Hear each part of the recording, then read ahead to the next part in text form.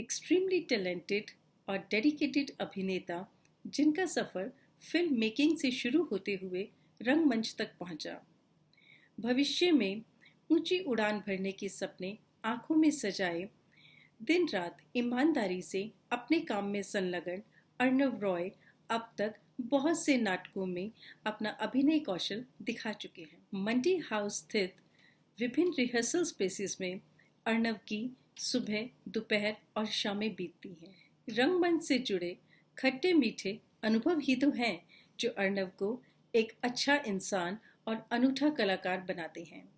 तो आइए मुलाकात करते हैं एक बहुत ही सहज और सच्चे कलाकार अर्णव रॉय से।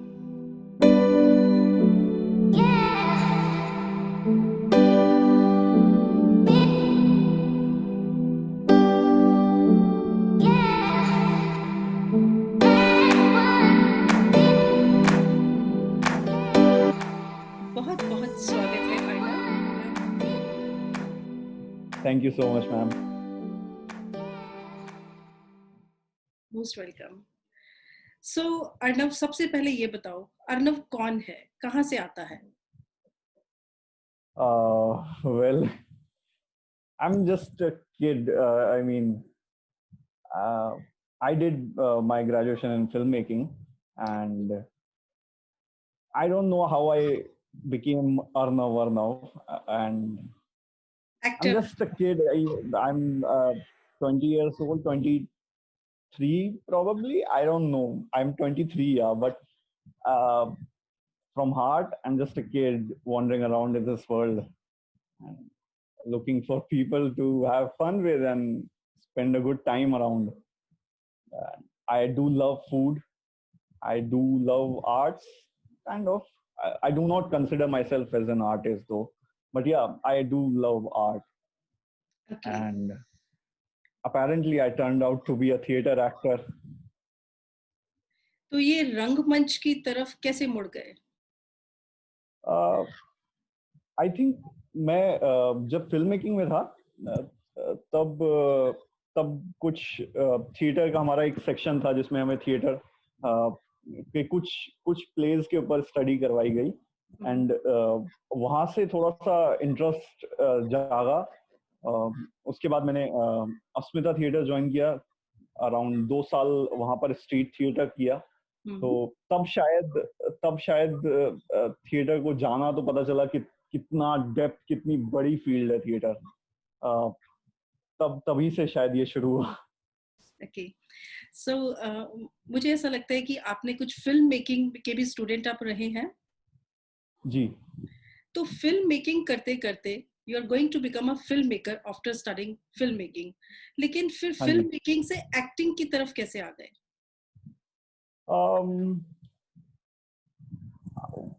आई थिंक मतलब फिल्म मेकिंग और एक्टिंग बहुत सिमिलर है। मतलब एक एक का एंड प्रोडक्ट हमें नजर आ जाता है एज अ टेंजिबल प्रोजेक्ट, या पूरा प्रोसेस फिल्म मेकिंग का हमें हमारे सामने होता है, हमारे फुटेज हमारे सामने होती है, या जो भी काम करते हैं हम हमारे सामने होता है।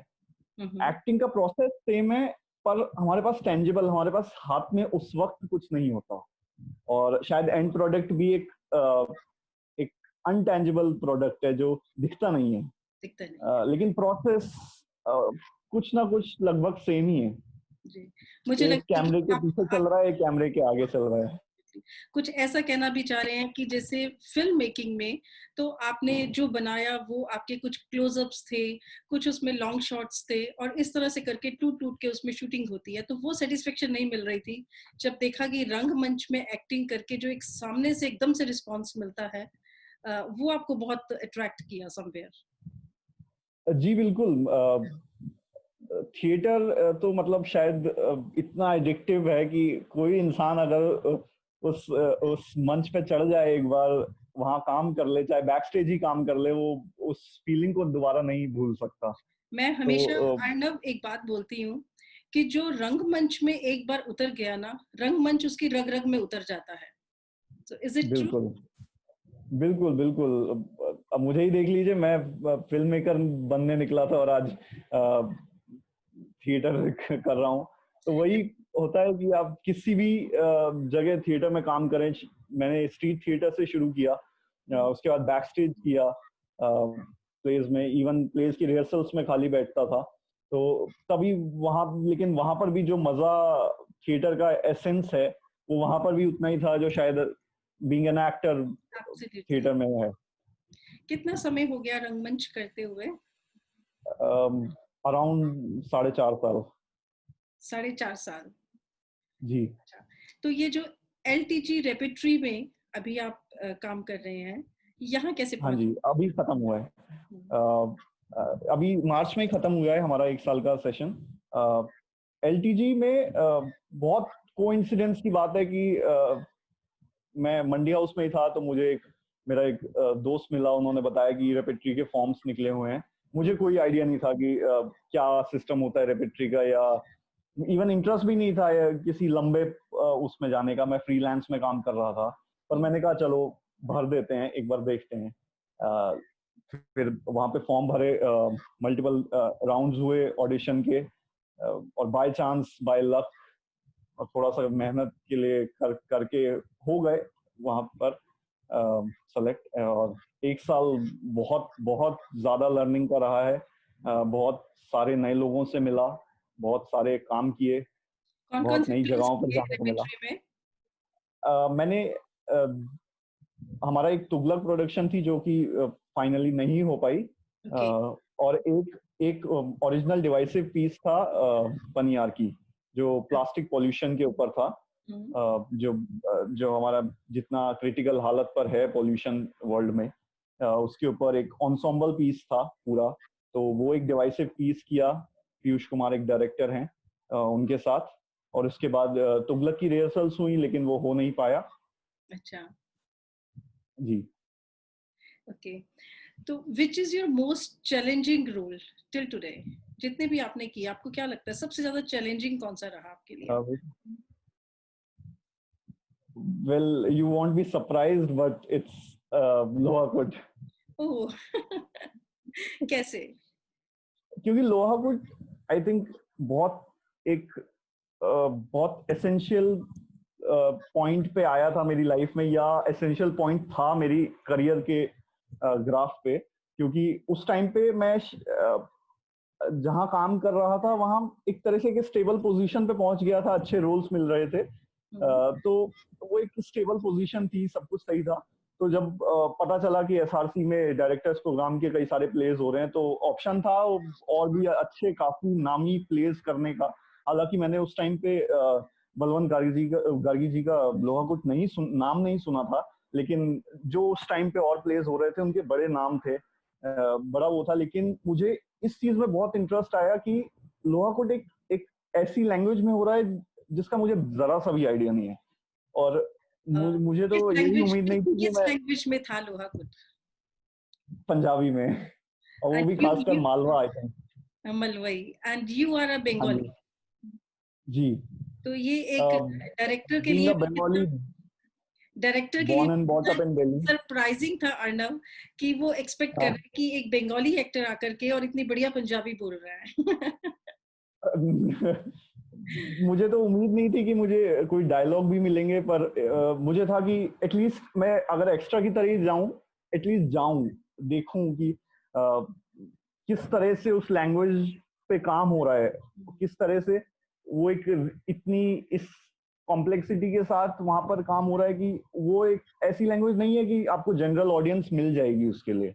तो आई थिंक एज अ बहुत बड़ा चैलेंज मैंने लोहाकुट को लिया था। और मुझे अभी तक वो दिन याद है जब मैं ऊपर ऑडिशन के लिए रूम में आया था, एंड मुझे पता था कि मैं क्या तैयार करके जाऊं। मेरे को तो पंजाबी बिल्कुल भी नहीं आती, कास्ट लिस्ट में ही था कि पंजाबी आनी चाहिए। But still, I gave it a chance, and it turned out to be the one of my best experience in theater. No doubt in it. You proved yourself and you did so well. I'm so proud of you for that. So proud of you I'm for that. I was just under your wings, ma'am. I felt so good being on that set, being in Thank you so that much. God bless family. you, Arnav. Thanks a lot. अच्छा, एक बात बताओ, role की जो लंबाई होती है, length होती है, वो कितनी मैटर करती है एक एक्टर के लिए? ये दोनों क्वेश्चन एक साथ ही जुड़े हुए हैं। मैं लीड करते हुए आ रहा था और मुझे लोहा कोर्ट में 3 लाइन मिली, लेकिन मेरे सारे लीड उस 3 लाइनों के आगे कुछ भी नहीं थे, क्योंकि वो 3 लाइनें शायद उस करेक्टर की कितनी कितनी इम्पोर्टेंट थी, मुझे शायद उस प्ले में ना हो, लेकिन प्ले जो है बड़ी छोटी छोटी डंडियों के ऊपर खड़ा हुआ एक किला है। बिल्कुल बिल्कुल। मुझे मेरा काम उतना ही लगा कि मैं उन कई सारी डंडियों में से एक डंडी हूँ, जो कि मजबूत अपनी जगह पे खड़ी रहे, वही बहुत है। बहुत अच्छा कहा आपने कि जो छोटे छोटे डंडियां, जो पिलर्स हैं छोटे छोटे प्ले के, वो छोटे ना होकर के सभी बहुत इंपॉर्टेंट है। और ये एक्टर की सोच में नहीं होता कि मैं छोटा हूं या बड़ा हूं या लीड हूं या साइड रोल है। Each and every character is very important, और हर करेक्टर, इवन की बैक स्टेज, एवरीथिंग, सब कुछ मिलकर के एक प्रोडक्शन तैयार होती है। No doubt in it. Very nice answer. Theatre is a team game.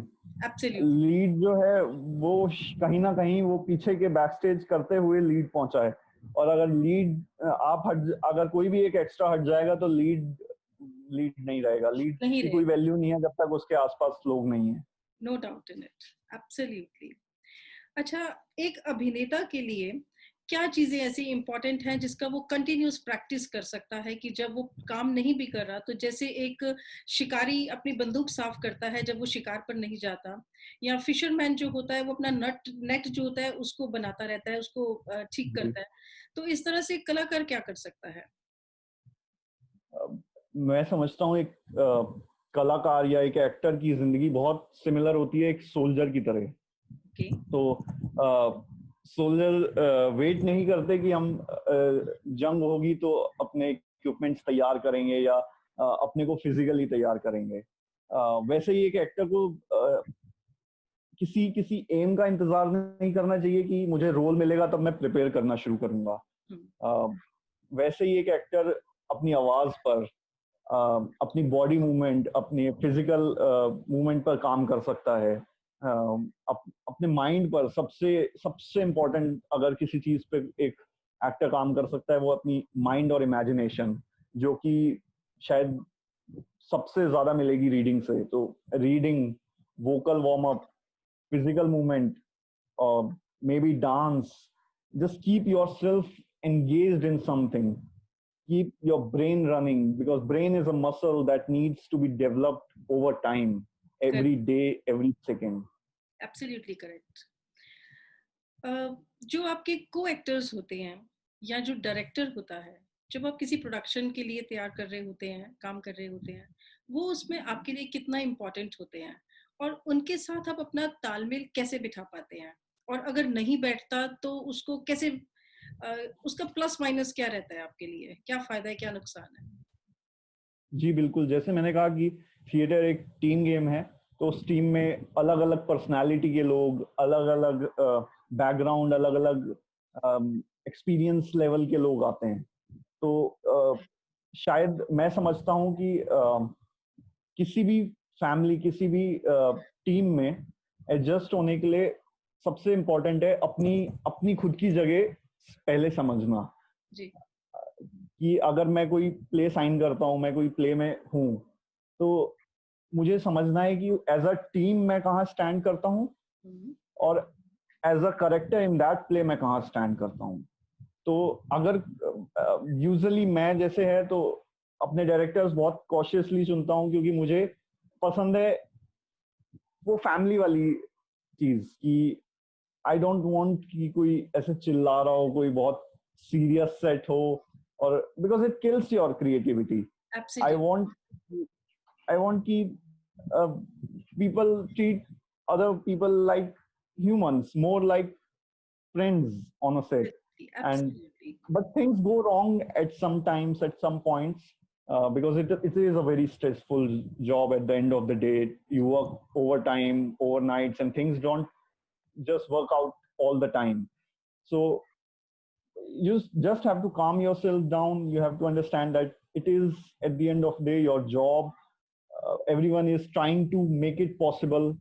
if और you are a सभी lead, you have to सभी understand. लोग अपना एक पीछे से अपना एक बैगेज भी लेके आ रहे होते हैं, सबकी बैकग्राउंड्स अलग होती हैं, सबके माइंडसेट अलग होते हैं, तो वहाँ क्लैशेस भी होते हैं। लेकिन ऑफ कोर्स जी एक डिसिप्लिन में रहते हुए भी एक एक्टर को उसकी क्रिएटिविटी के लिए फ्रीडम मिलनी बहुत जरूरी है, वो रिहर्सल स्पेस पे खास करके, ताकि वो पूरा जी आई निखर थिंक के। जी। जी आई थिंक ये चीज किसी भी एक्टर की एज अ ह्यूमन बीइंग किसी भी फील्ड में हम्म।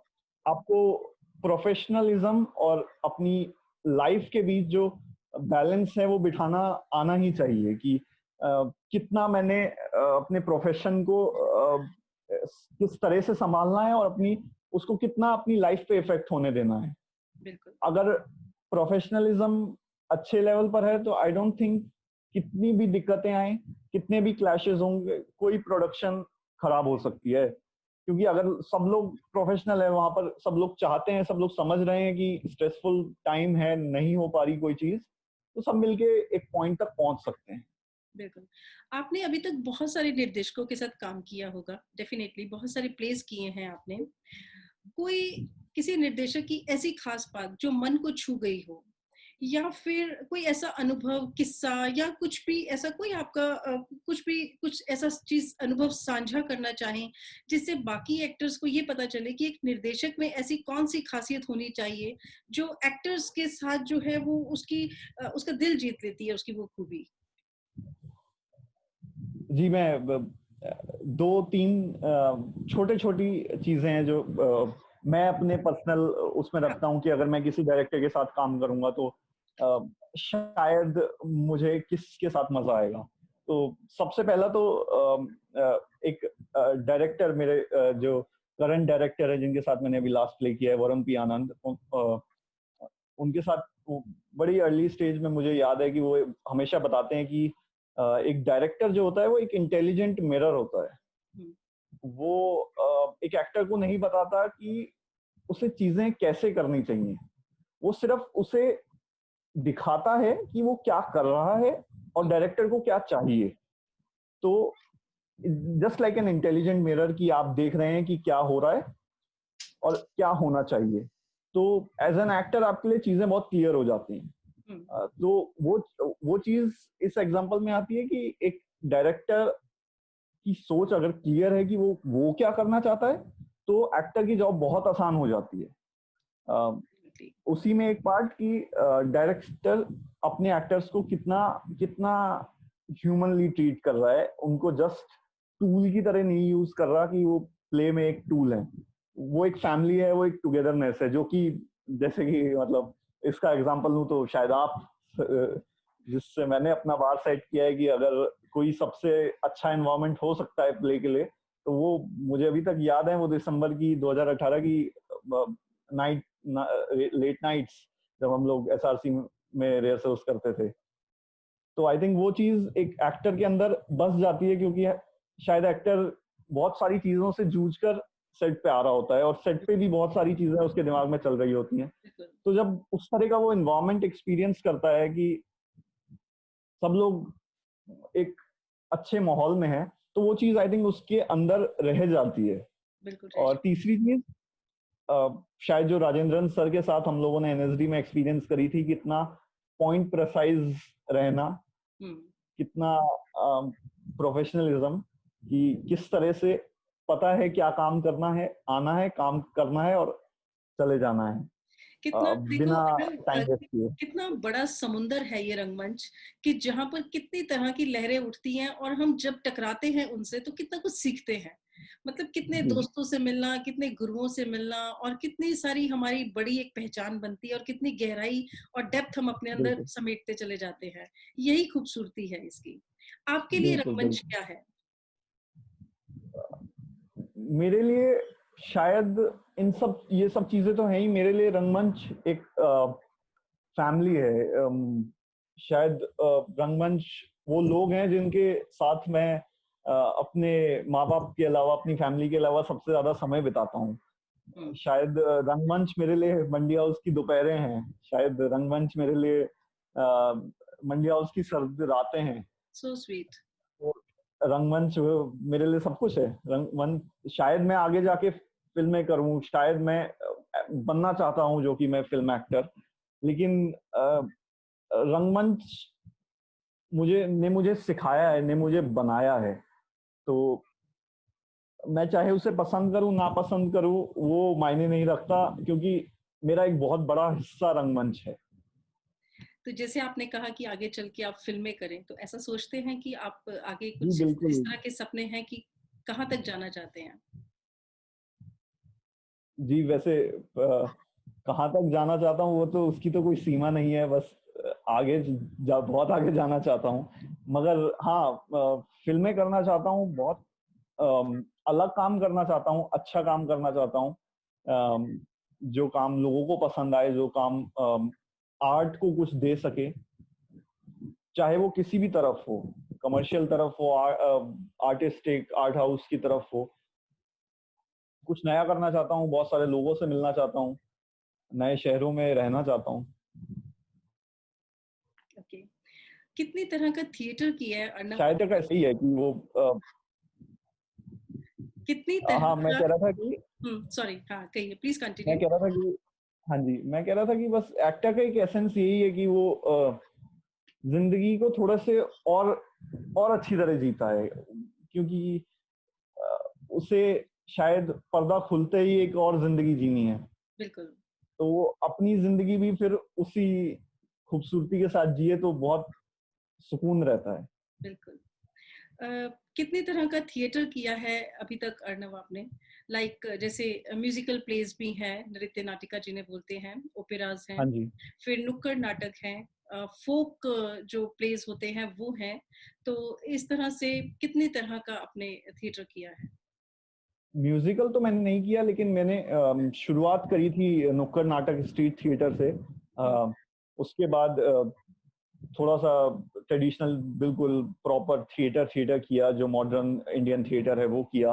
हुँ, उसके बाद मैंने आपके साथ रीजनल प्ले किया। उसके बाद मैंने इम्प्रोव किया, इम्प्रोव थिएटर किया, बहुत करीबन 1 साल एलटीजी में इम्प्रोव थिएटर किया। एनएसडी में डिवाइसिव थिएटर किया प्रतीक के साथ। यस। वहाँ पर थिएटर का एक पूरा अलग एस्पेक्ट सीखा, और फाइनली इस कोरोना वायरस के टाइम में अप्रैल में मेरा फुल लेंथ प्ले जो रिलीज हुआ, वो डिजिटल थिएटर किया, जूम पर पूरा एक बड़ा 1.5 घंटे का प्ले किया। कौन-सा तो प्ले है ये अर्नव? ये प्ले है how to disappear and never be found, directed by Varun Anand. Okay, तो ये आपने इसको लाइव किया? जी, वो हमारा एक पूरा ज़ूम का सेशन था, हुँ, जो प्ले बनाया गया, रिकॉर्ड किया गया टेक्स में, और फिर उसे कैवेलिया प्लेस, जो प्रोडक्शन कंपनी है जिनके साथ मैं काम करता हूँ एज़ अ फैसिलिटेटर, हुँ। वहाँ पे डाला गया। तो आप इसका लिंक जो है वो यहाँ पर इसके नीचे डालिएगा ताकि so that so many other people also can see it और हम लोग भी जी, देख पाएँ बिल्कुल, इसको। पर मगर शायद वो 31st मई तक ही था, अच्छा, अप्रैल से 1 महीने के लिए। ओके। क्योंकि वो प्ले हम प्लान कर रहे थे, उसकी जनवरी से आई थिंक फरवरी, मिड मार्च तक मैंने रिहर्सल करी थी। हुँ, लेकिन वो बीच में लॉकडाउन हुआ, तो सारे वेन्यूज़ शट डाउन हो गए थे, तो वो प्ले कभी स्टेज नहीं हो पाया। तो ओके, हमारा आइडिया उस प्ले को स्टेज करने का ही है अभी भी। तो हम लोग उसी पे सोचते हैं कि जब खत्म होगा, जब कभी लॉकडाउन। दुनिया वापस लौटेगी, तो उसे स्टेज किया जाएगा। तो हमने बहुत शॉर्ट पीरियड के लिए बहुत शॉर्ट उस प्लेस के सेगमेंट्स प्लेस करे थे, ताकि हमारी लाइव ऑडियंस बनी रहे। राइट। कौन-सा एक्टर है जो आपको इंस्पायर करता है? एक्टर या कोई फीमेल एक्टर हो, कौन है ऐसा? हाँ जी। अ, बड़े सारे हैं अभी, शायद सब इंडियन उसमें देखा जाए तो मैं नसीरुद्दीन शाह का बहुत बड़ा फैन हूँ। कौन इरफान नहीं है? खान, वो लोग ऐसे हैं कि हम उन्हें देख सकते हैं, और शायद एक अच्छा आर्टिस्ट बनना, एक अच्छा इंसान बनना, दोनों ही सीख सकते हैं। हुँ, बाहर मैं डैनियल डे लुइस का फैन हूँ, बहुत बड़े मेथड एक्टर हैं, उनका बस देखता हूँ काम, और सोचता हूँ कि कैसे किया जाए उसका एक 1% जी। बस इतना आपने ही। अभी अर्नव एक बात कही कि वो एक अच्छे इंसान और अच्छे एक्टर हैं, तो आपको क्या लगता है एक एक्टर के लिए कि अच्छा इंसान होना कितना जरूरी है या नहीं है? मेरे हिसाब से कोई भी आर्टिस्ट होना, हम्म। कोई भी अच्छा आर्टिस्ट बनने के लिए आपको एक अच्छा इंसान बनना बहुत जरूरी है, बहुत ज्यादा जरूरी है। आपको एक अच्छा इंसान बनना, शायद आप किसी भी कला में काम करें, शायद किसी भी प्रोफेशन में काम करें, आप जो भी मुझे सुन रहा है, शायद अपने आप पे थोड़ा सा ज्यादा काम करें। अगर आप एक अच्छे इंसान हैं तो आप किसी भी कला में जरूर माहिर होंगे, जरूर। ओके। आपने अभी बताया कि आपने भी एक परफॉर्मेंस बनाई है जो डिजिटल माध्यम के द्वारा बनाई है। तो जो ये जी डिजिटल माध्यम से परफॉर्मेंसेस और भी हमें देखने को मिल रही हैं क्योंकि सब लोग अब इसी पे ही काम कर रहे हैं, तो जी। कितना कारगर हैं ये परफॉर्मेंसेस? रंगमंच का तो मतलब ही यही है कि आप ऑडियंस के बिल्कुल सामने खड़े होकर के और करें, और वही उसकी एक खूबसूरती और चार्म है, उसकी सच्चाई उसी में ही है। लेकिन ये जो डिजिटल माध्यम का अभी जो वक्त चल रहा है, ये कितनी कारगर है?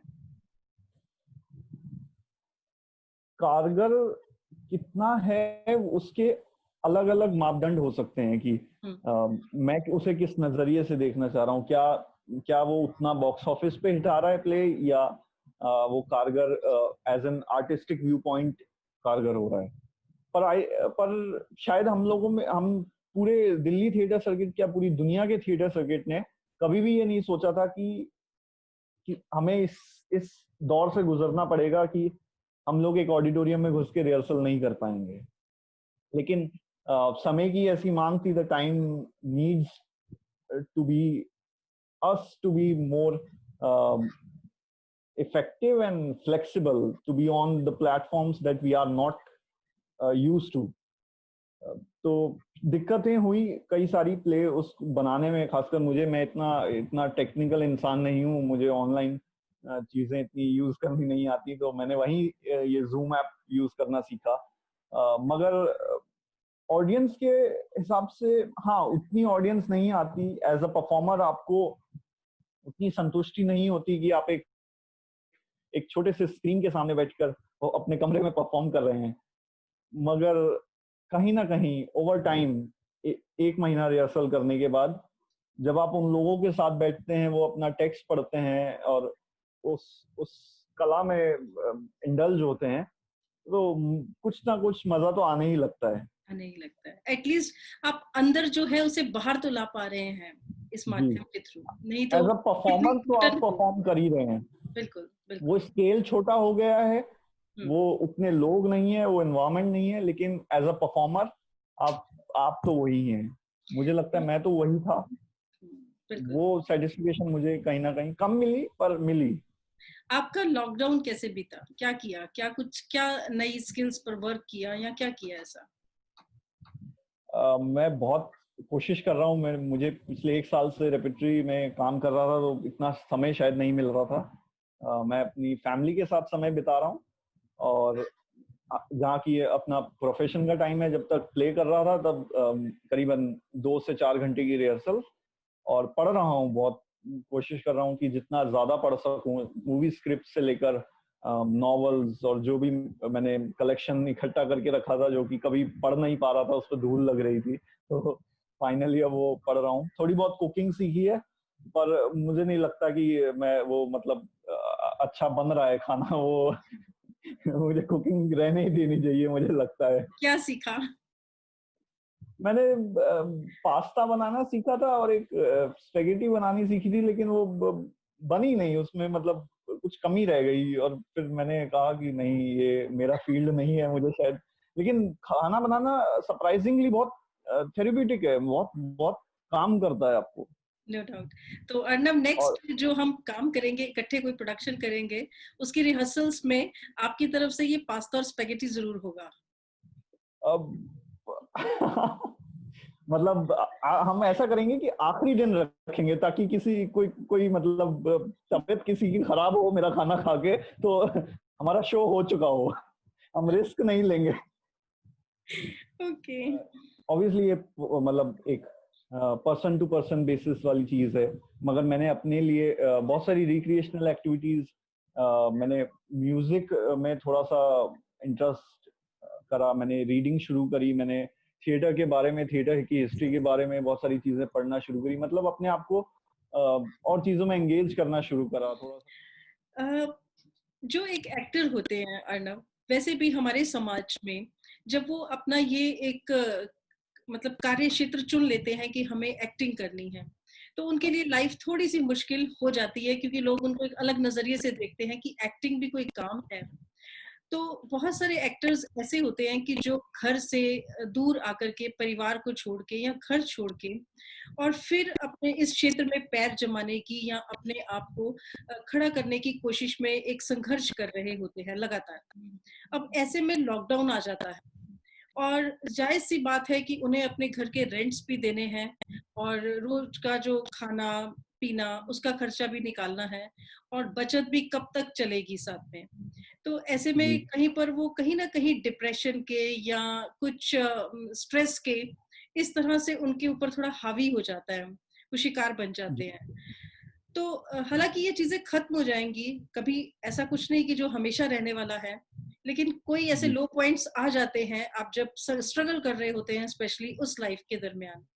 तो उनके लिए आप ऐसी स्थिति के लिए, क्योंकि आप उनकी मनोस्थिति समझ सकते हैं बीइंग एन एक्टर, आप अपने को एक्टर्स की या जो इस तरह से जूझते हैं, तो क्या उसको मैसेज देना चाहेंगे, क्या कहना चाहेंगे?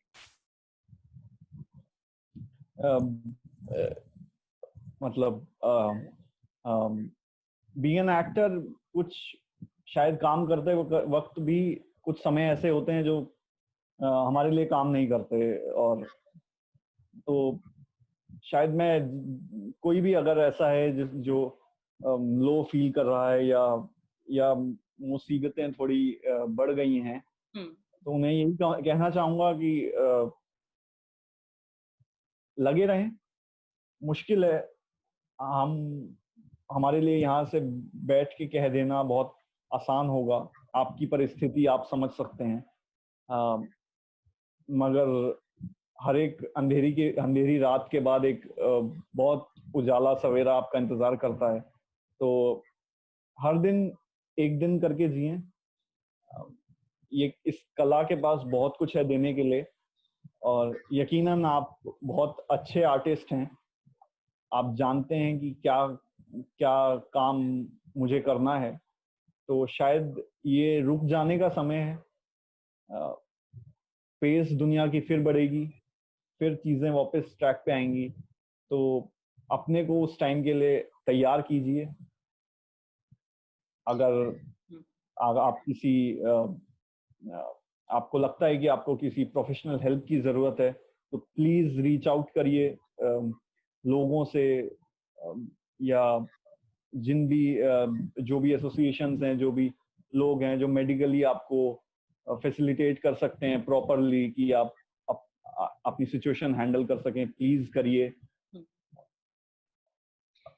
अब समझता हूँ कि अब बहुत एंजॉय कर रहा हूँ लॉकडाउन को, अब बहुत स्टेबल पोजीशन पे हूँ, अब बहुत काम हूँ। सबसे बड़ी चीज मैंने meditation. I am interrupting you in between, एक बात बताइए, दोस्तों से बात करना या जो आपके वेल विशर्स हैं उनसे अपने मन की बात कहना, या उनको सभी को तो नहीं मैं कहूंगी, लेकिन ऑफ कोर्स जो लोग आपके साथ आपको लगता है कि दिल से आपकी बात सुन सकते हैं, तो उनसे अपनी बात शेयर करना आपको नहीं लगता इस पे वर्क कर सकता है? जी बिल्कुल, मतलब मैंने जैसा कहा कि मैंने अपनी फैमिली के साथ जो मैं 1 साल से समय नहीं बिता पा रहा था, मैंने बिताया। इंसान एक सोशल क्रिएचर है कि वो ये कि जैसे आज ये चैट है, तो मतलब मैंने बड़ा खुश होके ये नया कुर्ता पहना कि looking very handsome, very very handsome. Thank you so much, thank you so much. तो वो वही है कि खुशी वही है जहाँ पहले थी, बस छोटी छोटी चीजों में तो ढूंढने की जरूरत है। तो अभी पहले ये बताओ कि कोई आपके मन के कोई रिहर्सल स्पेस के ऐसे इंसिडेंट्स हों जो बड़े अच्छी सी मीठी सी यादें हों, या कोई खराब और कड़वी भी हो सकती हैं, जो ऐसे किस्से मन में आ रहे हो, कोई आप शेयर करना चाहें जो आपके लिए यादगार हो, अच्छे बुरे दोनों तरीके से? रिहर्सल स्पेस की तो बहुत सारी यादें हैं, बहुत कोई इतने एक लोगों आध के कोई साथ खास इतने जो अच्छे। हाँ। बहुत मन में अक्सर आती है और कुछ भी मन में कुछ विचार आता है जिसको लेके? म- मुश्किल शुरू का आता है जब मैं नुक्कड़ करता था, तब मैं दिल्ली के एक बड़े आउटर कोने पे रहता हूँ।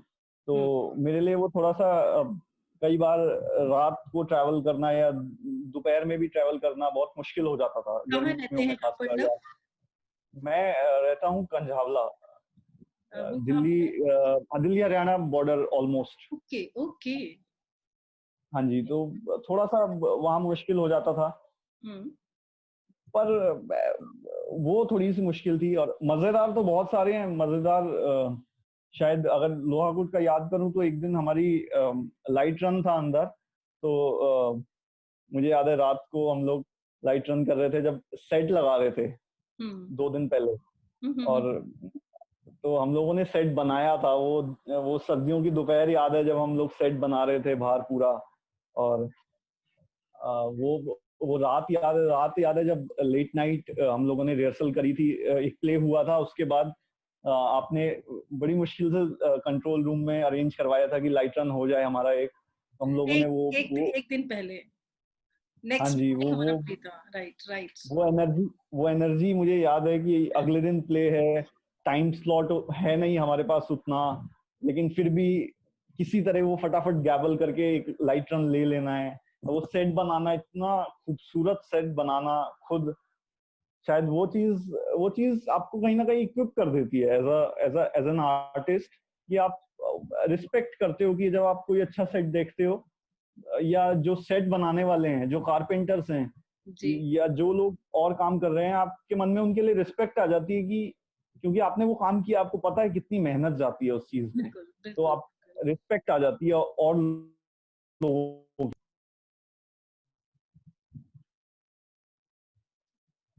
अभी तक की आप अपनी जर्नी को अगर सम अप करें एज़ ए एक्टर, तो क्या लगता है जर्नी कैसी रही? अभी तो मैं सम अप नहीं कर सकता, अभी तो एक एक 0.1% हुई है। 2.1 की जर्नी ही सम अप करके बताएँ कैसी रही? बहुत बहुत खूबसूरत, बहुत एनर्जी पैक्ड, आगे के लिए तैयार करना एज एन आर्टिस्ट बहुत अच्छा, बहुत नए लोगों से मिला, बहुत सारे लोगों से मिला। तो उसको सम अप करूं तो बड़ी सारी चीजें हैं, बड़े सारे इमोशंस हैं, पर बहुत खूबसूरत। और शायद रंगमंच का थोड़ा सा फ्लेवर जिसे कहते हैं लाइफ में, वो अब शायद एज एन आर्टिस्ट मुझे थिएटर एक्सपीरियंस करने को मिला, ये इससे खूबसूरत चीज नहीं हो सकती और कुछ।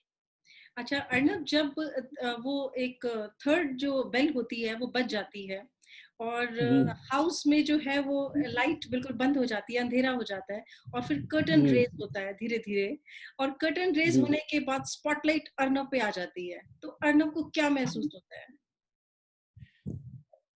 हाँ हाँ हाँ, मतलब आपने तो एकदम सीधा इमोशंस वो कर दिए वो कर दिए। बहुत बहुत अच्छा फीलिंग है जब वो बेल्स बजनी शुरू होती हैं। और मैंने देखा कि वो चीज, वो जो तीसरी बेल से पहले, दूसरी बेल के बाद, वो जो एकदम पेसिंग हार्ट है, वो नर्वसनेस है, वो चीज थिएटर जब शुरू किया था वो चीज वही थी। आज थोड़ा सा थिएटर और किया है, वो चीज वहीं पर है। जिन लोगों ने बहुत किया है थिएटर, उनसे बात करता हूँ, उनके उनकी वो चीज उनके में भी वही वहीं पर है। हमेशा वो बटरफ्लाईज होती है। नर्वसनेस। हाँ। तो वो बड़ी खूबसूरत है कि जब लाइट ऑन होती है, तब तब एक एक सेकंड का वो स्नैप है, और आप अ, दुनिया बदल जाती है शायद। वो फिर दुनिया इस दुनिया से एक लेयर ऊपर होती है, सब कुछ ग्रैंड होता है, सब कुछ बहुत मजेदार होता है। और शायद वो जो कुछ 90 मिनट हैं, उसके लिए वो 6 महीने की, 3 महीने की रिहर्सल्स सारी वर्थ इट है। हर हर एक सेकंड वर्थ इट है। एक कैरेक्टर को डेवलप करने में आपको कितना टाइम लग जाता है? ऐसा कहा जाता है कि एक एक्टर को तो पूरी उम्र लग जाती है डेवलप करने में, एक्टर तो पूरी उम्र एक्टर बनता ही रहता है। लेकिन करेक्टर कितना टाइम में आप डेवलप करते हैं जब कोई प्ले करते हैं या कोई शॉर्ट मूवी करते हैं या मूवी कहीं पर भी? हाँ जी, डिपेंड करता है उस करेक्टर का कितने क्या लेंथ है। एक लीड करने में, जैसे लास्ट प्ले में अगर करूँ तो उसमें चार्ली मैंने प्ले किया था, तो लीड था वो।